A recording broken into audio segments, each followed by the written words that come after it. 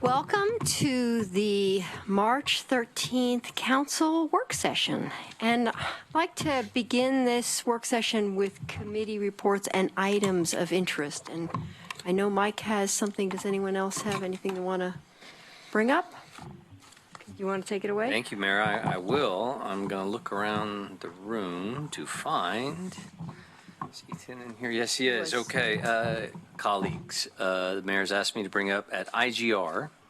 This last week, we had a report from staff on a bill that is before the legislature that, in essence, creates at a statewide level that which we have done locally as a toxics right to know law and organization to monitor that. As I understand it, there's a hearing on March 20th, and our lobbying efforts and our input at the state are sought from the table here. And if we want to debate that, Ethan's here to come on up and tell us about give us an update on that particular bill. Isn't that what I would say we're doing today? So we have an option. One is that Ethan has distributed to council information about that bill as well as the other things before that the IGR, Intergovernmental Relations Committee, is looking at. So one option is if you have concerns. The other question is whether we might devote a part of a Wednesday work session to this topic. So I don't know if any of you had a chance to look at it. If you want a quick summary from Ethan, do you want to do a quick summary of the?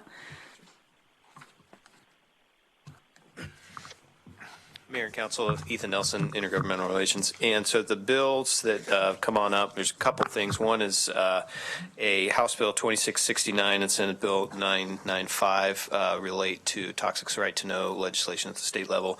And those two bills, I sent an updated email getting back to the IGR committee after our last meeting from last Wednesday. The follow-up was to get information from staff, which our fire and EMS staff, toxics right to know program manager, provided us a memo, and so I sent those on out.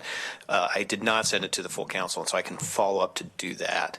But for right now, it was just on out to the IGR. I did, however, send out an email of just kind of an update of current legislation that we're tracking, and some of the priority ones, either support or oppose, that have got kind of large impact to the organization and to the or to the community, and then we've got existing guidance on. In regards to House Bill 2669 and the accompanying Senate bill, we don't have the kind of going back to our process in regards to IGR and our legislative lobbying efforts. And just wanted to kind of remind council is that in the past, we've been able to, before the legislature starts, put together a policy platform and work with IGR to get that adopted and set forward. And that really becomes what we call our envelope, our policy envelope from which to lobby from. And in that, there is no item around the Toxic Rights to Know program. And so just from a process standpoint, we're wanting to be able to come back and engage council in that, or the IGR, and be able to get clear direction as to what should be our work on that. It's just a brief description, both on House Bill 2669 and the accompanying Senate bill. They both modify requirements for local community right to know regulatory programs for toxic substance and harmful substances. There's a number of pros from the standpoint of legislation and some cons, and so in the memo, which I'll send on out, it has that. It's quite a lot to try to accomplish in just a short period of time, and so we can dive on into that, but I would say that I can send the memo on out, and if there's further questions, go from there. Right. And City Manager, do we know if we can adjust the schedule on Wednesday? Did we don't know yet? Okay. All right. Mike? Thank you, Mayor. I would say that although this is an important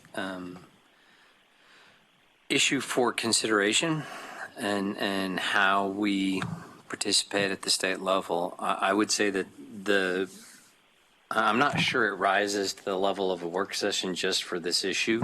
I'd be willing to spend a couple of minutes on it. I would say that Based on what I know, there's a couple of pieces in it that concern me, but certainly our local ordinance and our local toxics right to know program is successful and well supported. So as an idea, it is a good one. Our community supports it. My concerns are at the state level whether or not it would eliminate, like a DEQ versus LRAPA, our local control of any of these issues, as well as the change in fee schedule that I think is more injurious to industry in a time when in many other states in the country, they're working harder to be more competitive, and I would hate to see Oregon move the other direction, just at just the exact time when everyone else is trying to work harder for business.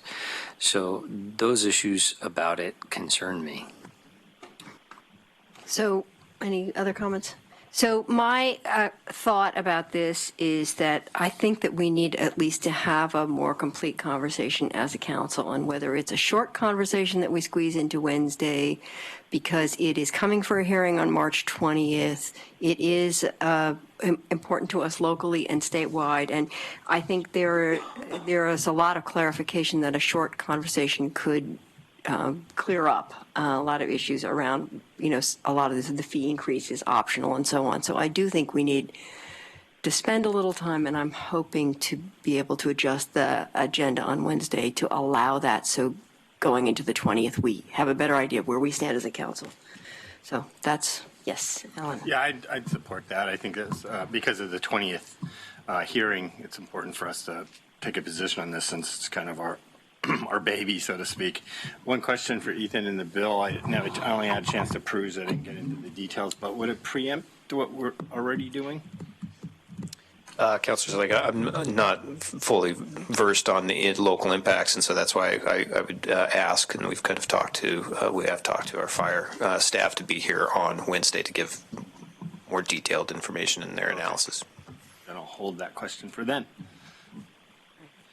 Yeah, just one more thing. I think that that a bill of this nature, which is kind of patterned after what we have done here, and could have some benefits for our local program, is worthy of discussion. Okay, thank you so much, Ethan. Okay, any other items for discussion? So let's move on to, sorry, Chris. I just wanted to quickly acknowledge the, I don't know whether you call it a groundbreaking or an introductory event for the youth house that St. Vincent de Paul is building on Willamette Street. They had their combination fundraising introductory event, and it was really good. And the reason I'm bringing it up is the city of Eugene, through its HUD funding mechanism, provided both waivers and HUD money to get that project completed or built. And they're now in the process of trying to raise money for the operational aspect, and which is extremely important. So I want to bring it up to put it on people's radar that there is a need for teen youth in the community, and if they're interested in learning more about it, they can go to St. Vincent de Paul's website and learn about this particular project. Right. Yes, that's great. Thank you for bringing that up. One other thing, Yep, I'm sorry. one more? Okay. And I don't know whether this is a public event or not. I think it is, though. I don't know what to call it. It's not a ribbon cutting or a grand opening, but on March 21st, the connection for the downtown gig fiber at the Minor building, and I just wanted to call out that that's now in service. That idea that we can start in the core of our downtown to do things better and faster from an economic development standpoint than so many communities has already begun, and will open up on the 21st of March. Yeah. Yes, thank you for that. That's a great one, too. Okay, anything else? Okay, Manager, I think we're ready for the first topic here. Thanks, Mayor, and I'll ask Jennifer to come on up. Mark Schoening, the city engineer who would be normally providing this presentation on the bonds and our pavement program and an update on that, is sick, unfortunately, but we do have Jennifer Weller here who will lead us through this conversation. Great. And what I would say is what we're asking the council for today is really just a general sense of, do you want us to move towards putting this back on the ballot? Our recommendation eventually will be November of this year, but it's really just to get the council's nod to say, yes, we want to go back to the street review panel, have them start putting together what would potentially be options that we'd bring back to council's consideration after your break. All right, good evening, Mayor and Council. My name is Jennifer Willer. I am an acting principal civil engineer in the engineering division here at the city, and I've been involved in the implementation of the bond measures since their inception here at the city in one way or another. I am presenting this evening the annual report relating to the implementation of Measure 20-197, which is the 2012 bond measure for street repairs. Just as some background, in 2008, the voters passed a 5-year, $39 million bond measure, which was completed in 2013. And then in 2012, the voters again passed a 5-year, $43 million bond measure. And we have just completed the 3rd year in 2016 of construction projects under that bond measure. The bond measure stipulated several items. The first was that specific streets for repair were named in the bond measure. Another item was that an outside auditor would be hired to ascertain and report on whether or not the bond measure proceeds were used as authorized under the bond measure. And then a third item was that a street repair review panel, which would be comprised of citizen members convened by the city manager, would report on an annual basis, separate and distinct from the independent auditor, independent auditor. They would provide a report to the city manager, who would then provide that report to city council. And that report would also verify that funds are being spent in accordance with the bond measure resolution that was passed by council and the voters. So the work session today is to go over the annual items. So in your packet, you should have the independent auditor's report, the findings of the SRRP for the 2016 construction season, and the pavement management report that our maintenance division puts out each year. So like I stated, this is the 3rd year of the 5-year bond measure. And there were 15 streets, which came to 14.2 lane miles constructed this year. There was also a number of bike and pedestrian improvements that were identified in the bond measure, that those projects would be identified not specifically named in the bond, but that it would be the Active Transportation Committee that would identify projects along with staff recommendations and the pedestrian and bicycle master plan. So the 15 projects, they covered different wards throughout the city, and I think that in the report they're all named as well as a map, so I don't know that I will name all 15 streets for you this evening. But if you have any questions about specific streets, I'd be happy to take those. The bike and pedestrian related projects that were also performed this year included sidewalk ramps, a median, a rectangular rapid flashing beacon on River Road and Division Avenue, sidewalk ramps and sidewalk infill on Good Pasture Island Road, school zone signage and striping on 30th and University at Camas Ridge, sidewalk infill on Fairfield Avenue, Willamette Street sidewalk improvements, and a buffered bike lane on Lincoln Avenue, or Lincoln Street. So in your packet, you should have the auditor's report, and it was performed by Eisler. So it looks like this. And there are a couple of items to specifically note here. One is at the bottom of the first page under number 1. It talks about that they tested all the expenditures by looking at appropriate documentation. And as they went through everything, that there were no exceptions noted for any of the documentation. And they tested about 60% of the expenditures, which was around 3.9 million of the 6.4 million that was spent for the calendar year. And then on the second page, the third paragraph from the bottom also states that based on their limited testing, we noted that the city followed the purpose and limitation of City Council Resolution 5063. So those are all good statements to make, that all our documentation appeared to be in order and that we were spending the money as authorized under the bond measure. So the next piece that I have to present here is the report by the Citizen Street Repair Review Panel. It has pictures of different street projects on the front of it, and there was a cover memo that went with that as well. And the Street Repair Review Panel members are listed on the back of the memo. And I know that John Borofsky is here tonight. I don't see anybody else here tonight. I will note that there's 4 members of the SRP that have continued from the inception of the bond, and so we're really grateful that people are really interested in participating in this process and sticking with us here. So in the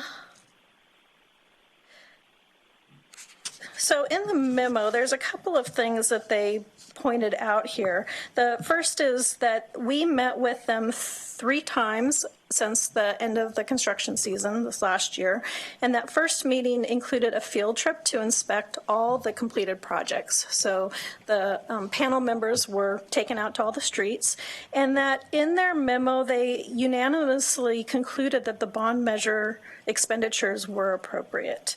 And so kind of echoing the same language as the auditor, that based on their limited review of all the materials that we presented to them, they unanimously conclude that the bond proceeds were used for the authorized purposes and in compliance with the limitations and restrictions outlined in Council Resolution 5063. And in addition to that, so that's the bolded language on their bond, or on their memo, but in addition to that, they also highlighted a few specific items of our program that they thought that we were doing especially well. And so the first one was that they noted that there were significant bike and pedestrian elements that were continued to be constructed on our program, and that this was supporting the Vision Zero concept, the Complete Streets concepts. They appreciated our continuation of supporting the sustainability goals of the city through a variety of processes using reclaimed asphalt pavement materials, in-place reclamation, warm mix asphalt. They also talked about that our program continues to support full-time employment by the construction industry in our area, and that based on some calculators that ODOT has provided us in the past, we came to that 69 full-time equivalent jobs were maintained over the course of the construction season. So moving on and so in that report you'll have that it talks about the program that we have completed over the years, as well as talking about individual specific projects that were completed. And then finally, I have the annual pavement management report, which is a bound report that looks like this. And this report goes through an annual rating of all the streets in our system, looking at what is our backlog and how much progress are we making each year. And so one of the things that's a little bit different from previous years is that this year's report is projecting that the backlog is at 92 million, which is an increase from previous years. And that is primarily due to increasing construction costs. I mean, I think that we've seen that all around looking in our environment, that building has increased again. And so there's a lot more competition out there, and the costs have increased. But it should be noted that in 2007, we projected the 2016 backlog would be $292 million. So we're still $200 million less than where we thought we would be at this time without the bond measure. The other piece in this report and I'm taking a lot of this from the executive summary, so it's pretty easy to get to. The other piece in here is that the annual funding in order to eliminate all the reconstruction backlog and prevent any new streets from falling into reconstruction is estimated to be $14.6 million a year. And that is actually down from previous reports. Last year it was $17 million. So even though the backlog number has increased, we're seeing an overall downward trend because of the benefits of the bond measure spending. The other item here that has been of interest in previous years is that we talked with our maintenance division who prepares this report to ask, well, at the end of that 10 years of $14.6 million, what would we need as an ongoing basis to support our street system? And they came up with the number of $11 million a year. So in $11 million would be needed. So if we spent the $14.6 million over 10 years to eliminate all reconstructs and streets from falling into reconstruct, we would need $11 million a year to keep that going so that no streets would ever fall into reconstruct. So the conclusion here is that as a city, we can all take credit for the success of this program. Again, the bond has really made a difference to our overall street system, and council placed that on the ballot back in 2008, again in 2012. The voters have been very positive in approving these bond measures to keep this program going.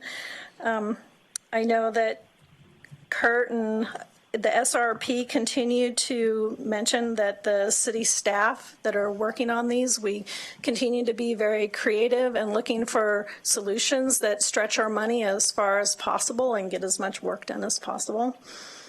And then our partners with our private utilities, especially EWEB and Northwest Natural Gas, they have a pretty big lift to keep up with us and make sure that they're doing all the repairs before we come in and do our work. And we try to eliminate having any issues of new streets being cut through for new facilities or to repair different utilities.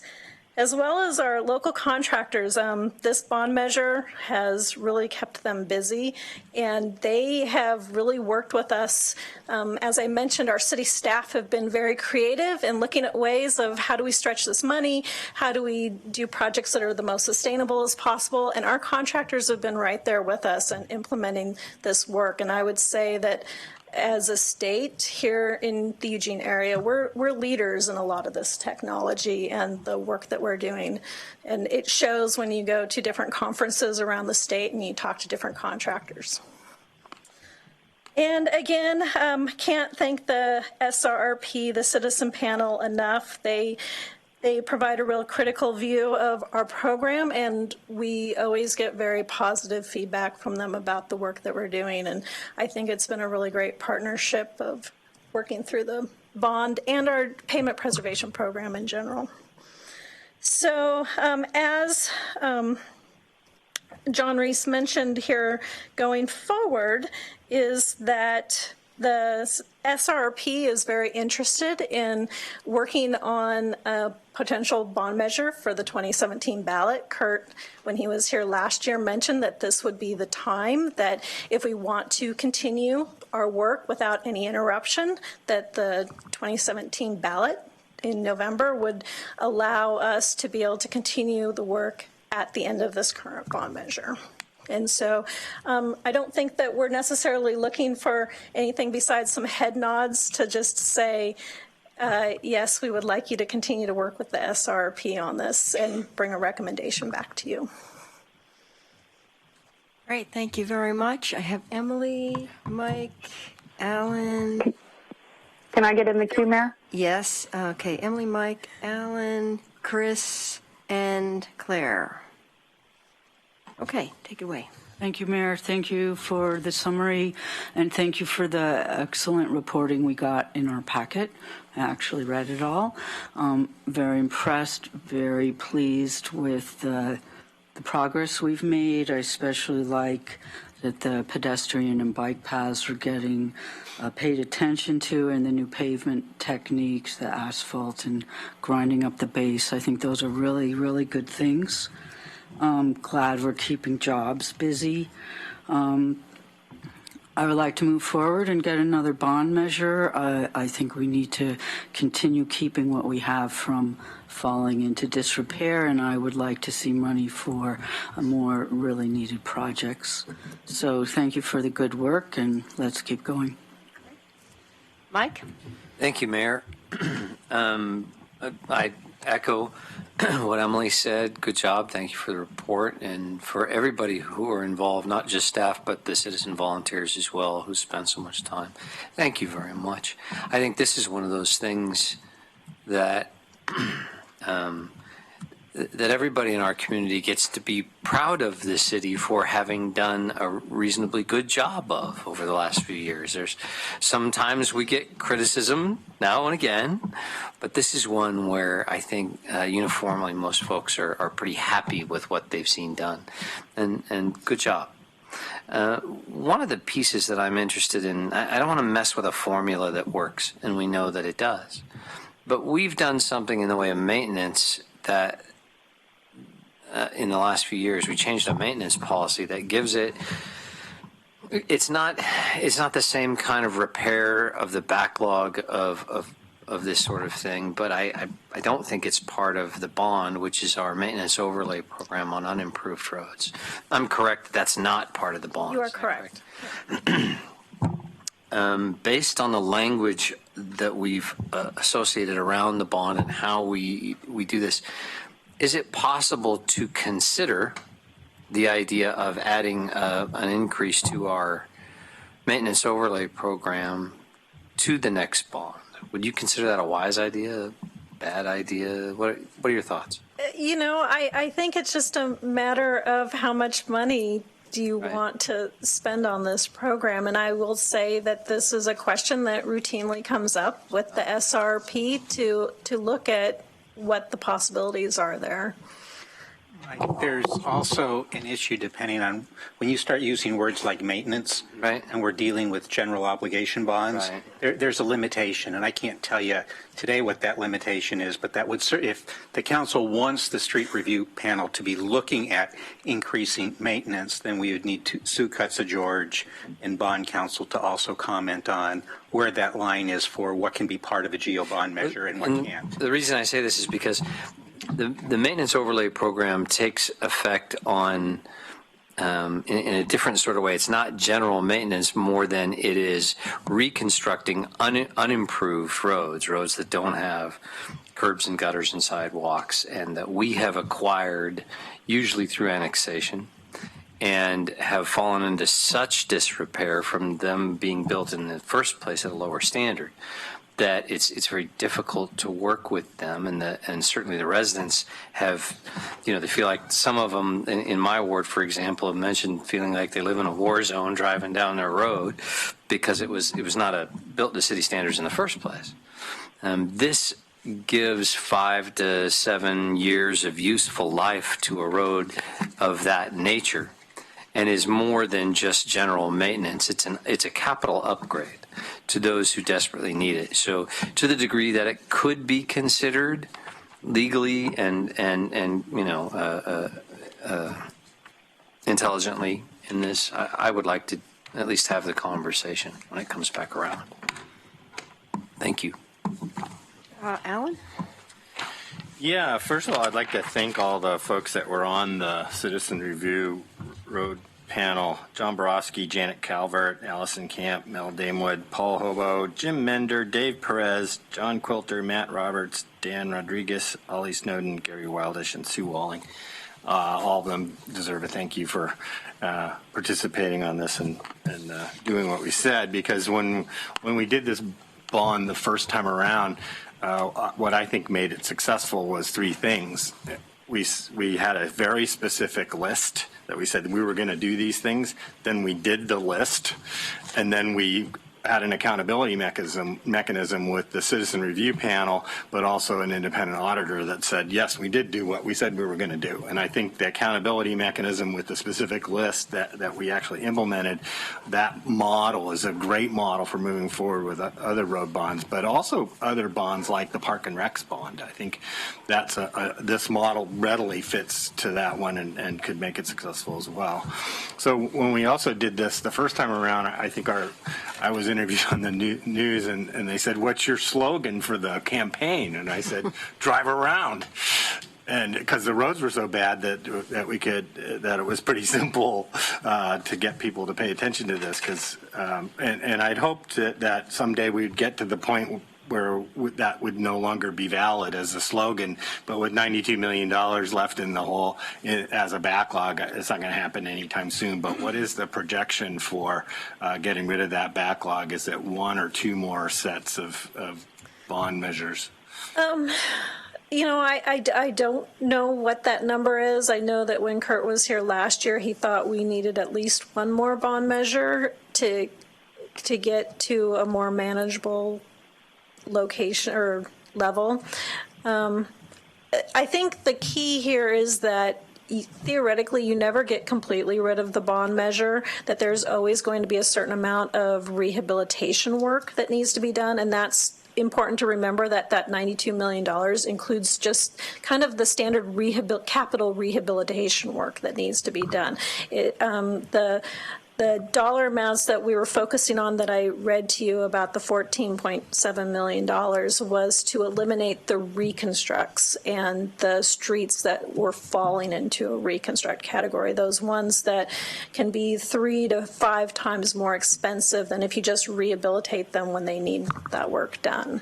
So I'm at this here today, I'm not entirely sure where that number falls in the $92 million backlog, but that is a portion of that $92 million is just the standard capital rehabilitation needs that you'll never get rid of, because the streets all have a life and they all need to be rehabilitated on a regular basis. Yeah, I'm not sure that bond measures have an unending life, but I guess we'll test that to some degree. Could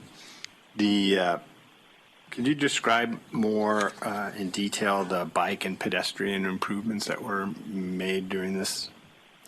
Right. So the bond measure specifically stated that $516,000 would be allocated on an average annual basis. And like I said, that there were not specific projects that were identified. And so how these are being identified are either through the pedestrian and bicycle master plan, the active transportation committee, and then staff recommendations. And we do let a project each year that is specifically focused on bicycle and pedestrian improvements, but we also include those improvements throughout some other projects. So on some of our paving projects, for example, there might be some upgrades or some improvements that are needed, and we'll use those funds as well on some of those other paving projects, whether they're bond funded or they're being funded by local gas tax or some other projects. So they are getting performed in a lot of different ways. Yeah, I think that's great, except for the fact that the bike ped plan has a master plan, and I think the total budget for that, all of those put together, was $100 million. So at this rate, it would take us 200 years to complete the bike ped master plan, which to me is inappropriate. And I would like to see us increase the proportion of bike ped dollars in the bond measure. Right now, I think it's 5%. We allocate 5%, which, by the way, was a doubling of what it was before. And so it's more than the 516 because some roads have bike lanes and things like that. So it does actually incorporate more than that. But I would like to see us increase that amount and help us figure out the bike ped master plan and get that down to, say, let's say, in a conservative 100 years by doubling it. to maybe $1 million a year, so that we could actually work on those projects and get them done. So I'd like to see us move forward with another bond, but I'd like to see that in there. But I'd also like to see in the next one consideration of the railroad quiet zone. The ones that aren't in the urban renewal districts that can be funded. That's a good start towards getting the entire city in a quiet zone, but we have to start somewhere. The urban renewal district ones make the most sense because they have the readily available funding, and then the next set that would in the downtown area makes the next logical step, and then the next one after that would be going more towards River Road, Santa Clara area. So doing this incrementally, we get there. But if we don't start, we never get there. So I'd like to see that as a consideration in the next one as well. All right. Chris? Thank you. I'm very pleased with the amount of work we've been able to get done. I know when Alan and I served on the Transportation Committee, I think it was back in 2007, we came up with a list of like 4 or 5 different options to try to cover the backlog, which at that time was approaching $250 million, and we didn't have enough money to cover operations and maintenance either. So neither one of those pots had sufficient money, and we were looking at, because we couldn't maintain them, more streets falling into that category. So I'm pleased we've been able to not only bring our O&M budget as much as possible under control, and I want to see more support for that, but also that we've gotten the backlog down to 90. It's weird to say down to 90, but nevertheless, I do think we will need to continue with the bond in order to do that and follow that same system. But what I wanted to talk about was the notion of ensuring a good, solid, stable O&M budget. And you talk about an $11 million baseline, but there's going to be a whole lot of work that goes ahead of getting to an $11 million baseline. So we need to figure out, what does an O&M budget need to look like to ensure that streets are not falling into a category where we have to even have a bond measure to fix them. I would love to see only 1 or maybe 2 more bond measures, and then figure out a way to get the O&M budget to the point where we can take care of things from there. Or if we have to go to a bond, it's $5 million or something like that. So that would be my ultimate goal. And when we talked in the committee about other options, a bond measure was only one of them, because we were trying to say we're attacking a huge problem and do it in less than 100 years. We have managed to accomplish more than I could have ever imagined with just a bond measure, just 2 bond measures. It's been unprecedented. I never thought we could do that. But I do think we need to start talking seriously about what are our solutions for ongoing operations and maintenance. That is where the real challenge lies, and that requires ongoing money. And a serial levy or a bond measure is not ongoing money. And if we really want to serve the people in the community, that's with the ongoing ability to keep their streets maintained year after year after year. That's what we're shooting for. And so it may be worthwhile to review some of those options we looked at back then and say, what kinds of things did we look at in terms of ways to generate the ongoing money we need to continue with an operation and maintenance budget that is adequate, that will do the job. Bonds are always kind of a temporary solution, and we've used those bonds to solve the backlog in a very appropriate way, but we have to think in larger terms. And so I think reviewing what are some of the other ways we could approach that ongoing need, I think would be very helpful for us. So that would be my wish going forward, and however we need to reconstitute that, what I think would be good. Great. Claire? Yes, thank you, Mayor. I concur with my colleagues' comments. I think we've done great work with this bond measure, and I'm very proud of the city and the voters and our staff for making the most of the bond measure opportunities. So I definitely support going back out for another one to keep the good work going. I appreciate Alan mentioning the railroad quiet zone. I do think putting some of the funding for that into the next bond measure is absolutely appropriate and will add to bike ped safety in terms of railroad crossings, as well as obviously the goal of quieting the trains. And I also appreciate Councillor Clark's suggestion of looking at how we fund the rebuild of streets that we've taken on responsibility for that don't currently meet our standards. I think that's an important conversation. The other thing I would mention is this most recent ice storm, I think, caused quite a lot of damage, and some of it might be repairable through temporary patches, but I've seen, new potholes that opened up after that, and so I'm hoping that will be taken into account as we look at what our needs are in terms of street repair and what kind of damage we suffered because of that ice storm. Thank you. Thank you. I think we should we're probably finished with this, but I just want to also comment on how thorough and wonderful that Citizen Committee's report really is. It was just an excellent summary of accomplishments and impressive. And I'm also inspired by the level of sort of the new techniques that the city has been using on roads, which does help us further our climate recovery goals and are really exciting to do.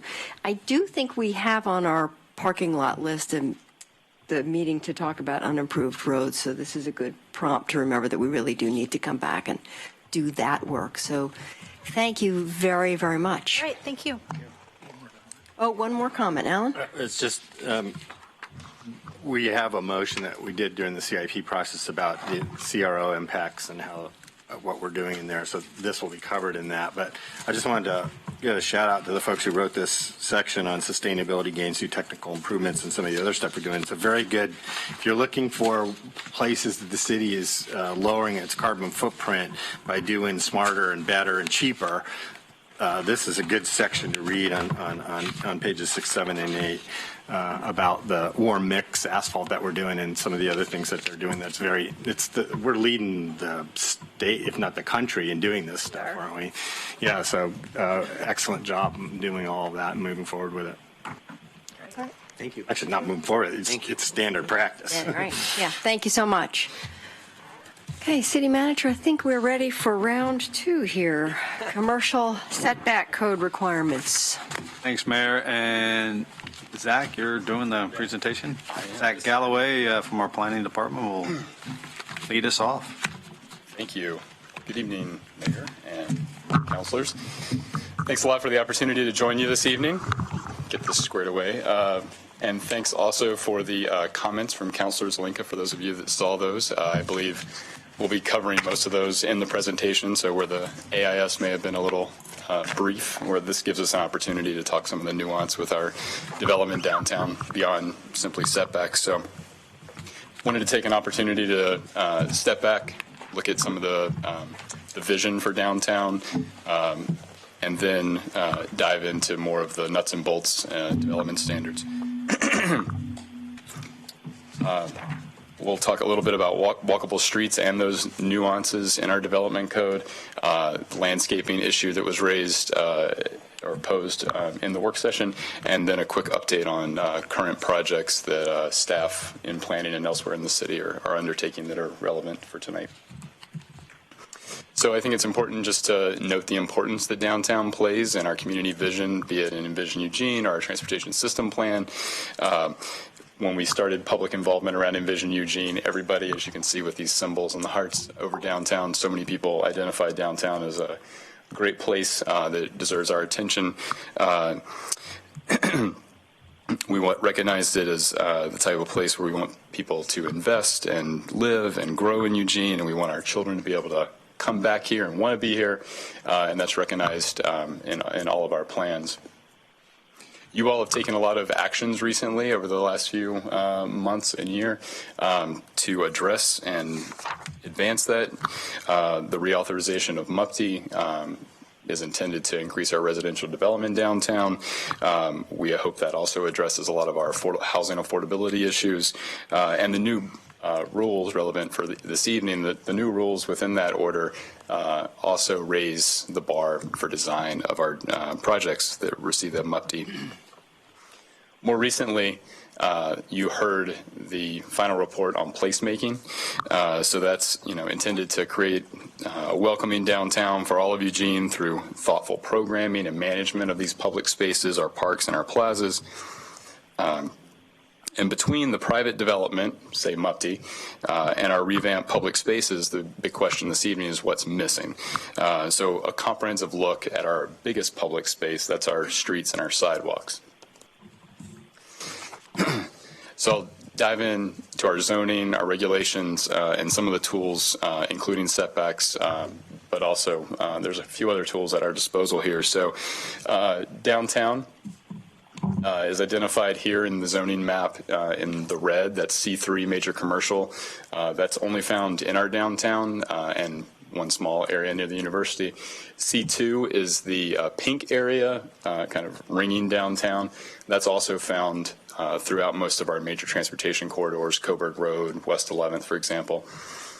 And you see the setbacks are 0 to 15 feet, meaning that any building built within those zones has to be within 15 feet of the front property line, but there is that flexibility of 0 to 15 feet. Excuse me. The one exception to point out is along Broadway, where there's a Broadway overlay zone. That's important for tonight because along the Broadway corridor between Charlton and Oak, over that 3-block section, the setback was reduced where we did a lot of detailed planning and design work and understood what the public investment would be there, meaning the wider sidewalk, the street trees, and we understood what the expectation was for development in that area, where the wider sidewalks were. So you've got the reduced setback. So I'll just point out that our land use chapter, or chapter 9, our land use code handles setbacks, but there are a few other tools at our disposal for this issue being raised in the work session. Our setbacks dictate the location of a building on a private lot. There's also special setbacks, which are used to basically preclude development along corridors where we anticipate additional right-of-way need for transportation investments, and that could be a tool to be used if we need wider sidewalks, and I'll speak to that in the project update at the end. And then lastly, the Public Works Department administers our design standards for public infrastructure. So the width of drive lanes, sidewalks, the widths of tree planting wells, and the like.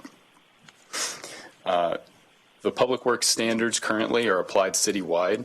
So a 5-foot sidewalk, 5-foot planting strip is the minimum that's applied. There is some flexibility within our commercial standards to seek a wider sidewalk, and that is used in development review. However, there's no guarantee that the wider setback necessarily correlates to use by the public. So a wider setback doesn't necessarily mean a wider sidewalk or additional room for street trees. And you'll see, as I provide a few examples for discussion, how that plays out. I think we do, though, need to expand the discussion a little bit and recognize that it's not just setbacks or regulations that impact walkability and kind of the comfort of our streets. It's important to recognize these other elements that really, these design elements that impact walkability in downtown. So the quality of the street, the type of development, or the architectural design can have a huge impact. And these all play a part in making downtown much more walkable. So just a bit of a glossary as we move through this, in case I throw out some sort of jargon. I'll try to avoid that. But the frontage zone is commonly used to describe that area where the building meets the sidewalk. So it's where we see activity kind of spill out of a street or onto a street from a business. The pedestrian zone, as the name implies, is where people are walking, where they're passing, where you walk up and down the street. Furnishing zone includes furniture, trash cans, benches, street trees, lights, and the like. So I'll offer several examples here for your consideration in the discussion. And I'll begin with kind of the ideal scenario and then peel back a handful of those elements so we see how those impact walkability and the pleasure of walking in downtown. So we use this example a lot in planning. Everybody's very familiar with the intersection of Broadway and Willamette.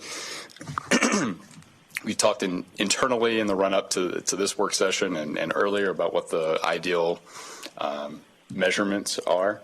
We think probably a 5 or 6 foot tree planting well, about 10 feet of passage in that pedestrian zone is really the ideal dimensions that we would want in downtown.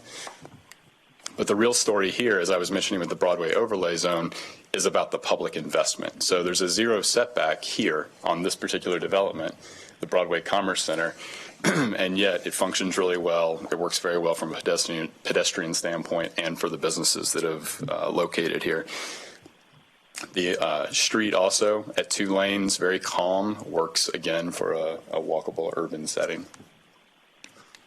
If we jump over to Pearl Street, we again have a restaurant with plenty of glass, which creates kind of a very safe environment where you can see on either side of the development and out onto the sidewalk. There's outdoor seating, which engages the street. The big difference here is the street itself. So we've got a one-way street moving pretty quickly on Pearl. And yet, because of a wide enough sidewalk, the street trees, the plantings, on-street parking, bike lane, there's all that room that buffers the sidewalk and really presents a nice place to be in our downtown. Now, if we move over to 6th Avenue, we've got private development that's doing all those same things very well, and yet all the buffering elements have been removed. So we've got 4 lanes of traffic. And here, with this high degree of exposure to the traffic, despite the planting strip, the street trees, about an 8 or 9 foot sidewalk there, it's just not that great a spot to walk. And that's more about the street than it is necessarily the setbacks or what this business has tried to do with their own property. And lastly, we do have to point out that the land use code itself occasionally just doesn't respond necessarily to the street. So the street's doing the right thing. We've provided wide sidewalks. In the case on the left, we have a transitioning area in our downtown that was formerly industrial and now is becoming very urban. The blank walls are not something you would expect to see in that walkable urban setting. It reduces the perception of safety, or it's just very boring and people don't want to keep walking if there's not much to look at. On the right side, it's kind of a warning from, say, the 70s of providing too much setback and people just kind of feeling lost and there's not much to engage with. So if we really want our downtown to feel full of activity and bustling, we don't necessarily want sidewalks to be too wide and just leave folks kind of isolated out there. I'll turn now to landscaping, since that was one of the key questions posed here this evening, excuse me. In short, landscaping is really most appropriate when we're dealing with residential land uses. In a commercial setting, you can imagine in downtown, people want to maximize their storefronts, they want visibility. But in an urban context, we expect residential development most of the time to do exactly what these townhouses are doing on Olive Street. You want vertical separation or you want horizontal separation to provide some measure of privacy for the residents of the building. So this is a good example, again, that we use a lot when working with folks in the development community. Over near the university, there's a couple apartments that predate our current development standards in our code. Here you see large shade trees, decent sidewalk, a setback, but here the land use is not oriented to the street. We get, I think, bathroom windows and back doors, or not even back doors, just kind of blank walls. So here the land use code today would say orient to the street, turn the front doors to the street. And we actually have a great contemporary example just one block east of the prior photograph where a new development, I believe called University House, has done both, provided both horizontal and vertical separation from the street, providing privacy and very nice landscaping. You've got a front porch type arrangement there, a nice green edge that softens an otherwise larger urban building. And the same settings done on Oak Street, a much busier thoroughfare than Walnut. At the historic Marion Apartments, you see, again, the vertical separation and a bit of landscaping to just soften that edge. So again, kind of the context of the street and the land use beyond just simple regulations is really a major factor in the success of these projects. And I know from Councilor Zelinka's email, there's other good and poor examples elsewhere in our downtown, but I hope that paints a more comprehensive picture of the development scenario downtown. I do just want to provide a quick update on a couple projects that are relevant for the discussion this evening. Our Public Works Department is in the process of updating those design standards. Our current standards date to 1999. They're in the process of updating those to reflect land use and not solely be what's called a functional classification of the road, so arterial, collector, and that sort of thing. That I'm sure you've all heard those. We've got a community design handbook as part of Envision Eugene, and you all saw that as part during the reauthorization of the MUPTI order. And we've used that to explain what our community's expectations are for development. And then lastly, moving ahead, which is a collaboration with LTD, looking at the future build out of our transit and also the land uses along our major transportation corridors, or considering or will revisit those special setbacks along those key corridors because the commercial standards are applicable citywide. We want to ensure that the walkable corridors are also provided at the same time that we're doing major investment of our transportations in our transportation system. So with that, I'll ask for your questions. All right. Thank you so much. So comments? I have Alan in the queue. Anybody else? Chris? Can I be in the queue, Mayor? Yes. All right, Alan? Right. My reason for bringing this up in the work session poll was actually you didn't happen to put the pictures I sent you in your presentations, did you? Up there? No, just coincidence that I had used the yeah, we actually used the same good example. Yeah. Which is great. They were actually kind of hard to find when I went driving around trying to find them, and one of them happened to be right around the corner of my house. But the reason I brought this up was the picture that I had in the and I have some extra copies of these. We can hand them out to folks over there. Is the ones around Capstone in particular, that development downtown, and this one in particular, which shows the building right up to the sidewalk, and then the curb.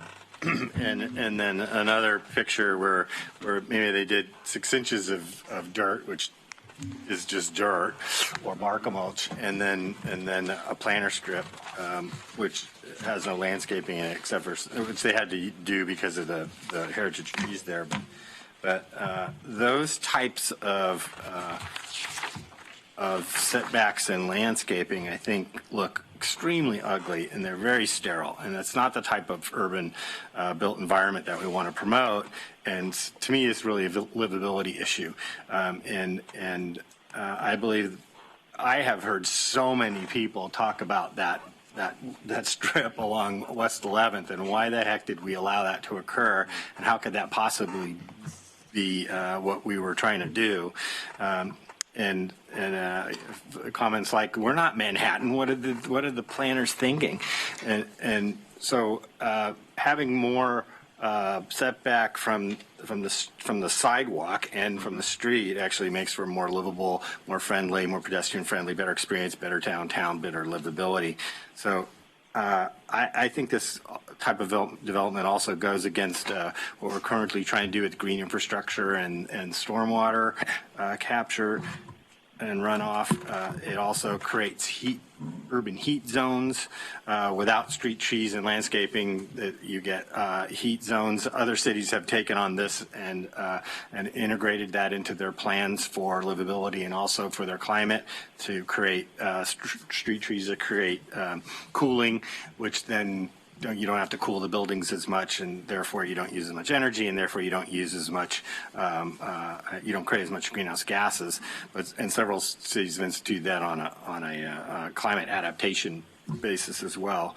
And so, and then other parts of the city, we do require that, and in the downtown, we don't. So it's that specific thing about that you can answer about the option that the developer has about not having the setback versus creating a setback from the sidewalk. Sure. Several things there. You saw in the very early part of the presentation that the setbacks for C2 and C3 are 0 to 15. So that's the same setback downtown as it is, near Crescent Village or out West 11th. We have other standards that would require a green edge or landscaping. To use like a suburban example from West 11th, that landscaping is required next to a parking lot or any sort of vehicular area. But the requirements for the buildings to be closer to the street and to provide street trees are applied the same. I think the difference that we're seeing with Capstone, especially in this particular example on West 11th, really is one of right-of-way, and this is the challenge of having a one-size-fits-all code, frankly, that we have a 0 to 15-foot setback.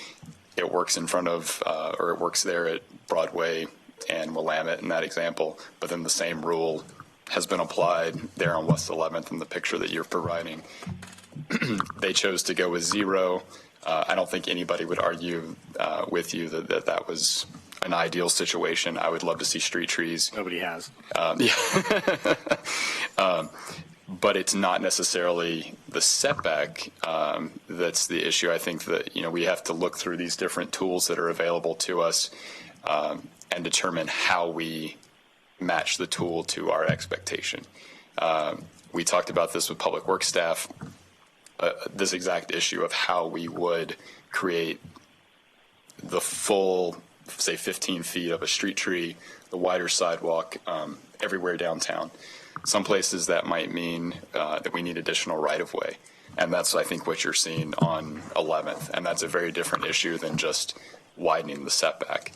So that speaks to the special setback tool that I noted earlier, and whether we would want to apply that on kind of a street-by-street basis. And then that gets into questions of development review and takings, or if not takings, just acquisition on the part of the city to guarantee that we get the wider sidewalks and room for street trees, and really a streetscape that we all can be proud of, as opposed to some of these worst case scenarios that you're providing. So I hope that answers it. I think the point is that it's a much broader conversation than simply the setback applied to the private developer. I'll need another round. Chris. Yeah, this is a really challenging one because I'm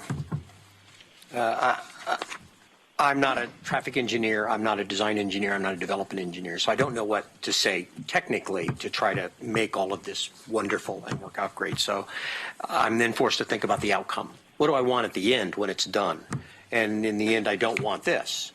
But I don't know how technically you can work to prevent this from occurring when all of the individual elements are perfectly legal. And so you go, okay, if it's legal to do this, how do you keep this from happening? And it becomes an outcome where you say, well, I want aesthetics, I want access, and I want good environment. That's my outcome I want. But how can I do that in a contextual sense? And that becomes then the conflict. I want context. You look at each system and you say, what do we need to do here that preserves the context? That's what neighborhood livability, it's what context-sensitive design is all about. It's all those elements. A builder wants certainty because I'm spending money, I'm getting loans, I'm drawing up plans, and I don't want this touchy-feely, I don't know what it's going to look like when it's all done, because that costs me money. When I get my plans and I get my builders, I want to know what I am building.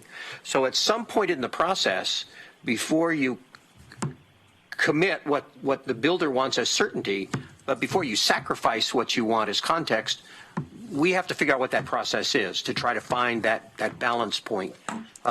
Because I look at this picture, and this picture looks bad, but if this were all retail, it would be great. Mm-hmm. And so the difference is we allowed Capstone to build without the retail that many of these developments require. And so what could we have done in that process to have said, you know, you can't just build a large blank wall. That's what this is. It's just a big, long, blank wall. And you yourself have said, that's not an outcome we're looking for. So we need to build a process that can provide a level of certainty to the builder who needs that, but also affords us the opportunity to look at each one of these contexts and say, what's going to provide the outcome that we really want? Because this isn't the outcome that we wanted, but how could we have prevented this in a way that was still legal and still provided the certainty? And I don't think you just create a bunch of codes. You need some other process that allows for the flexibility of a context, but eventually will allow them to draw plans and actually start construction. And I don't know what that looks like, but I think there's a step in there that we need to figure out what that step needs to look like. Because our building codes, I think, are probably thinking in the right direction, but we don't always apply them the right way. And we need to figure out what is that step to put in there to allow us to do that. Emily? Thank you, Mayor. I appreciate the comments, both Alan and Chris. The lack of setback at Capstone is, I think, upsetting, knowing that someone's bed is 18 inches away from where I'm walking. It's not a good livability situation for me. I also question if retail had been in Capstone, that the lack of that green strip would have been okay. Seeing how many restaurants are using the sidewalks, I'd like to see some more green space. I think the setback really does become a livability issue, and I'd like to see us work around our codes so that both we could get more green for our CRO and a nicer livability situation. I'd also like to point out that like the 6th Street Grill we looked at on 6th Street, that we pay a specific attention to sidewalks and street trees and setback on 7th, because now that Broadway and 8th are closed down to people walking with dogs, 7th will become a very important walking street, and I want to see that addressed. Thank you. Good point. Claire? Thank you, Mayor. So my first comment kind of slash question is a little bit beyond the setback conversation and actually has to do with 6th and 7th, and I've raised this in other conversations, and that's around the relationship of the street to the sidewalk, which was mentioned by staff. And my understanding is that two-way streets tend to be more lively and active in a positive way for cars, bikes, and peds than one-way streets. And I'm wondering if there's any thinking long-term about the idea of converting 6th and 7th into two-way streets, if that's something staff is pondering. There's no active project in that realm. I will note, though, that the Willamette to Willamette project, which has been focused on building connections from Willamette Street to the Willamette River and looking specifically at 8th Avenue, is considering just that 8th Avenue from at the point where it goes one way at Lincoln to Mill Street could be returned to a two-way street. So perhaps if we take that step in the future, then we might be emboldened to consider 6th and 7th as two-way streets. Because definitely I think the 6th Street Grill and what Emily's referring to would all, I think, be improved in terms of environment for walking down those sidewalks by having two-way traffic.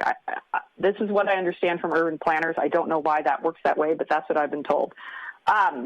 Then I guess my other comments are, I appreciate what Alan raised and also what Chris raised in terms of kind of the negative points and the challenges. I do think given the efforts we're making with MUPD to provide incentives for downtown development, that there, should be some requirement for design elements around plantings and other amenities. And as long as we can do that in a way that doesn't negatively impact the square footage the developer needs to make that project pencil out. So, I'm not afraid of us changing the requirements as long as everyone knows what they are and they get us to the things we're looking for.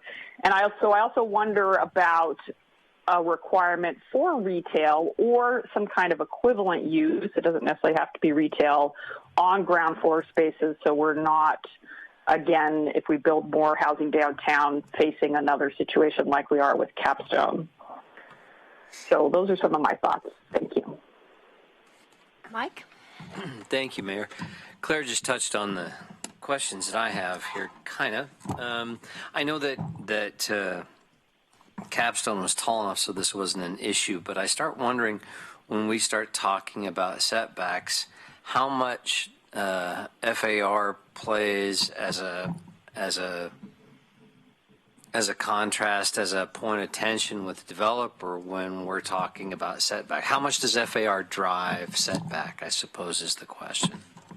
And I see Denny sitting out there. I don't know if he's the guy I want sitting up here to answer that, or whether you want that one. I don't have a good answer for you right off. We have really strict FAR in the downtown area, as I understand it. That's what I hear. Now, I'm not the expert, so I don't know. I mean, the intent is to make sure that people are maximizing their development in a downtown area. In the space they use, right. So you're right. For a taller building, that won't really be an issue. It really would impact someone if they're trying to do a much smaller project in downtown. So a two-story building that someone has proposed, or a three-story building that's under a pretty heavy kind of burden for FAR, is going to build out to the edges because they're trying to build to the code that we've already said they have to be at with FAR. That's what I'm getting at, is that Chris kind of touched on this. We want so many things. We want aesthetics, and we want design, and we want environment, and in what we see other people build with their property downtown, because we think it's our downtown. And this is the dynamic tension that always gives me trouble, that in our community we want so much to say about what people build with their property that we make it too expensive for anybody to build anything, and thus it's necessary for us to bring in a tool like MUPD, where nobody's happy when they see that come in, and I wonder if at what point we create too much of a burden when we tell folks, well, it's you've got to maximize the space that you use, but you can't be too close to the sidewalks, but it has to look nice, and there has to be something green. And I mean, at what point do we overburden someone to the point where we're never going to see anything built? And I'm just trying to kind of sort through where that proper balance is. What's the number of units that we need to build in our downtown and multi-units to make Envision Eugene work properly? 1,000. Yeah. So we have to have that happen, and what we're proposing might make it harder. That's the challenge for me. So this is a difficult one. Thank you. I'm really interested in just hearing a little bit of your thoughts about the design handbooks and the extent to which those can be used with someone who's developing a property at the sort of front end of that design process, and if you'd comment on that in terms of some of these things in which we might have some negotiating room before dollars are spent. Well, we conceived of that as a translation tool, essentially, that we would take policy language and policy priorities set in our planning documents and take those out of the black and white text and give people a graphically rich tool that they could then communicate more effectively as neighbor to the developer or the architectural community, and really put it in plain language so that folks understand what our expectations are. It's a non-regulatory tool. So it is purely for education. I think it's also inspirational because we are using examples from Eugene. I think there's a handful from Springfield, but I'm very proud to say that those are 99% Eugene examples of best practices of folks doing great things in our community. So I think planning staff, folks in PDD can use that as a tool to work with the development community early on in project consultations, which is a process we have with developers when they're bringing forward concepts very early on. And we can use that to explain what our community's expectations are. And oftentimes people are willing to work with us and change things here, there, and yonder to make a better project if they understand the context, if they understand the neighborhood's priorities, or can really see what our expectations are. Thank you. So I have one other question about that range of the 0 to 15. That's the standard range. Because common sense seems to say, as Councilor Semple said, 0 when you have a bedroom on the ground floor just doesn't seem, like a high quality of life. Whereas if it's a storefront, if it's a shoe store and you want to look at the shoes, 0's okay. And so is it not possible to have sort of two different setback ranges based on what that ground floor use is likely to be? I mean, is that too complicated, or is there some reason why we can't do that? No, and that's not too complicated, and that's the exact sort of nuance and detailed analysis that I think would need to be done so that we don't just take a one-size-fits-all approach and apply a one-size-fits-all solution. If you just go back to Capstone, Olive Street and Willamette Street are very different streets. I could see an expectation that Willamette would have retail, and Olive should probably stay residential. So there's a lot of different solutions to that issue. New York City is actually grappling with the exact same thing right now with ground floor residential units that should be elevated slightly for privacy. So it's not unique to our downtown. Okay. Chris? Yeah, one last thought, and it was something that Mike said that kind of triggered it in my mind, was the notion of the strategy of hands-on versus the strategy of hands-off.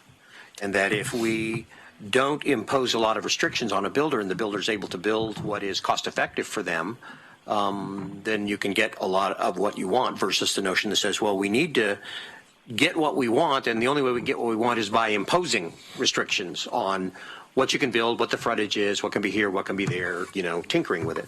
And it's an interesting dynamic because there are arguments for both.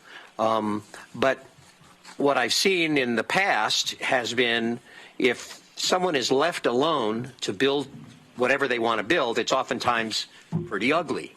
And I think Capstone is a good example of, to a great extent, they were left alone and they built something pretty ugly.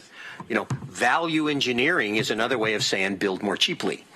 And so I think there is a desire to be able to say, no, you know what, we want to be able to put a little bit of requirement on you in terms of what the aesthetics should be, what the access should be, what the environment. I think we should be a participant in that.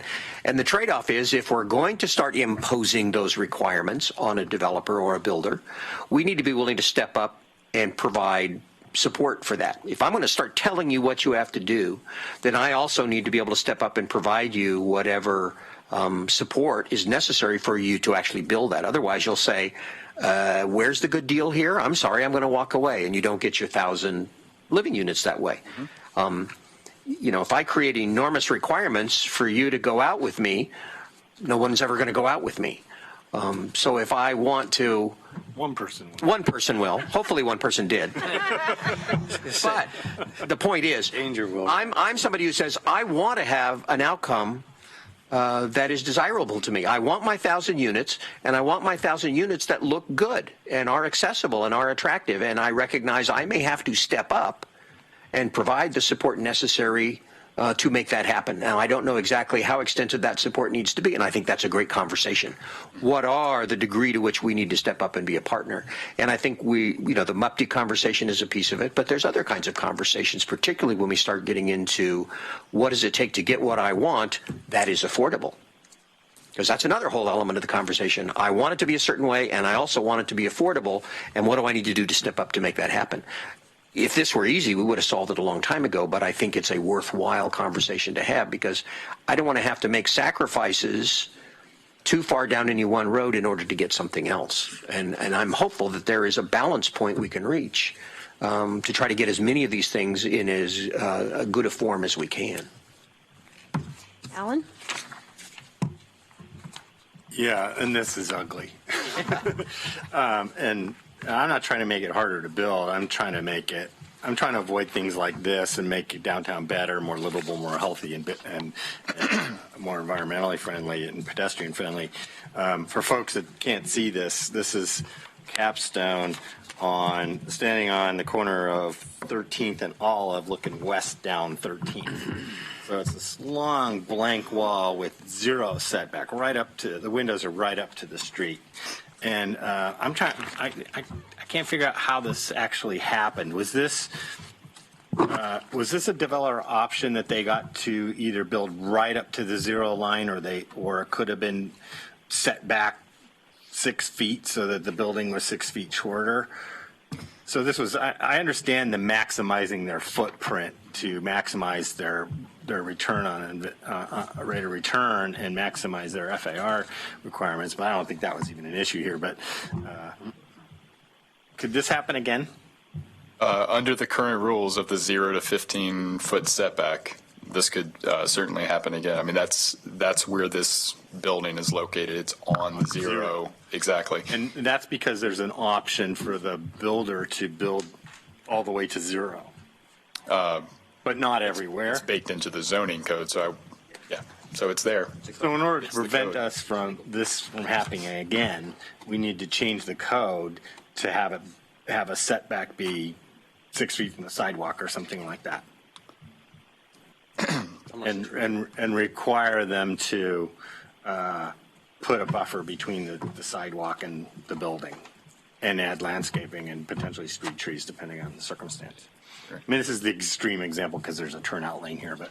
Yeah, and I think that goes, your recognition of that turning lane is exactly my point in explaining kind of the broader context, that at the other end of this block, there is a planting strip with street trees, and there's no turn lane. So at some point, years ago, we chose as a city to widen the travel lanes and take down the street trees, whatever, around Peace Health or whatever was on this block at that time. And we left a very narrow residual piece of right-of-way.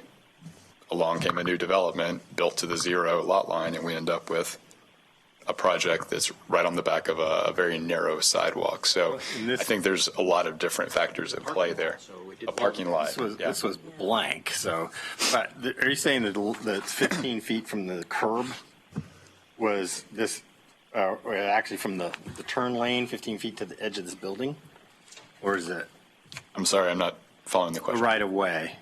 The right of way would be at the property line, so it would be, in that it's right where the building is. So we could have required Capstone to set this building back 6 feet. But we have a 0 to 15, and they were allowed to take the option of 0, and they did that. Correct. Legally did it. Yeah, and that's perfectly within our code. So it's not, that's a business decision to build something ugly, but it's their decision to do it. So in order to change this, we'd have to change the code to say you need to build the building, have a setback. It can't be at zero lot line. That's true, yes. That's what I'm getting at. I think part of what Zach has been talking about is there's context for all of these, and so one of the things I think we're not suggesting is that we put in a blanket change to the ordinance that now creates other unintended consequences, because in some places zero lot line is actually really a positive. And so I think what Zach's suggesting is what we want to do is take all these factors into consideration, include setbacks, to create whatever the outcome that we all sort of visualize in our mind, and then mix and match those in a way that the rules are set so everybody knows the rules, and then we're able to go forward with doing that. And so that's what the intent would be. So can you come back to us with a not one-size-fit-all code change that prevents this from happening? Yeah, I think what we'll do is we'll have some conversation based on this work session, because really this one was about getting some information, what people are thinking about. Depending on all of that, we may want to come back with a work session to either get further direction or guidance, or we may be able to take what we've gotten and proceed. So we'll just have to kind of follow back up first to see what we've gathered from this and be able to come back. But just to be clear, I would would like to see staff come back with something that doesn't allow this to occur. Right, I think, If I haven't been clear. right, no, I don't think anybody disagrees with that. Okay, great. Yes. Is that good? Any Understood. other comments? Okay, thank you very much. Thank you. And we are adjourned until, we could do the consent calendar. You want to do that for 5 minutes? Except there are a bunch of annexations, and sometimes people talk Okay, before. all right. We'll adjourn, and we'll see you back at 7:30. That's kind of the